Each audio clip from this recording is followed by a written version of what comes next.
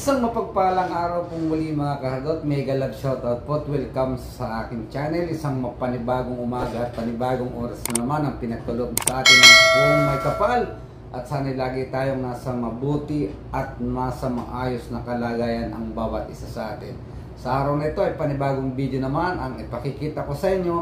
At bago ko kayo dalhin doon ay shoutout muna sa lahat ng aking subscriber at lalong higit sa aking pamilya, sa aking asawang si Medellin Pasina ng Gabon, Calasiao, Pangasinan.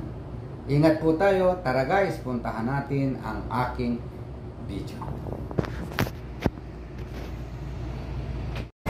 At yun nga guys, andito na naman tayo sa job site. Ang ipakikita ko sa inyo ay itong ating wall. Ayan guys, at ito pong ating mga retaining wall o ang ating mga binuhusang parte ay kung makikita nyo ay may mga hindi maganda ang mga dugsungan nandiyan. Tingnan nyo guys, ito guys oh.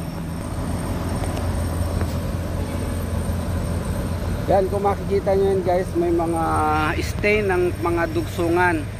Ngayon para mahusay natin yan, kailangan natin yang pantayin at gagamitan natin ng grinder.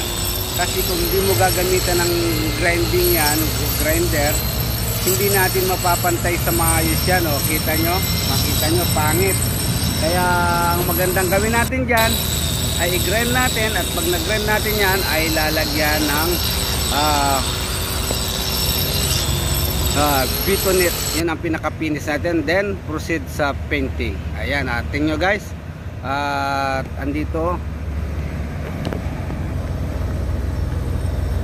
Andito yung gumagawa, yung nagra-grind. Andito siya, tingnan nyo, maalikabok na lang. Ayan at ayun, kung makikita nyo, ang wall ay hindi maganda, kaya obligado natin i-grind yan guys. Tingnan nyo guys. Ayan. Oh, ayan oh, siya na yun na gina-grind niya.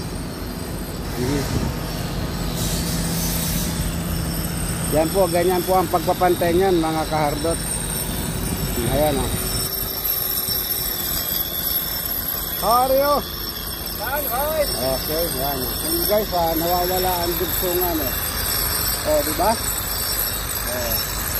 At ito na yung nag-grind niya o. Pantay na siya. Yan po ang sample ng pagre-repair. Kung paano natin ma-repair ang ating mga binuhosang simento na nag-stain yung nagkaroon ng stain ng mga simento o ng mga guhit ng shattering. Ayan. Hindi mo basta-basta mapapantayan. Kailangan natin gamitan ng grinder na mayroong grinding disc. Pang simento talaga yan. Ayan guys, oh, pantay na.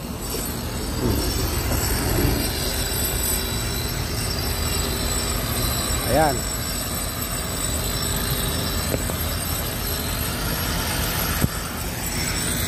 Napakasimple lang ng trabaho pagka ginamitan mo ng ganun. Pero kung hindi mo gagamitan ng grinder yan, ay hindi mo mapipinis ng maganda ang iyong wood. Ganun lang po ang simpleng pamaraan kung paano natin gagawing maganda ang ating trabaho. At pagkatapos niyan, siyempre lalagyan ng Bitonet. At yan po, maraming salamat po sa inyong panonood. Na may nakuha kayong kaunting aral o kaalaman tungkol sa aking ipinakitang video nito. Nandito na lamang at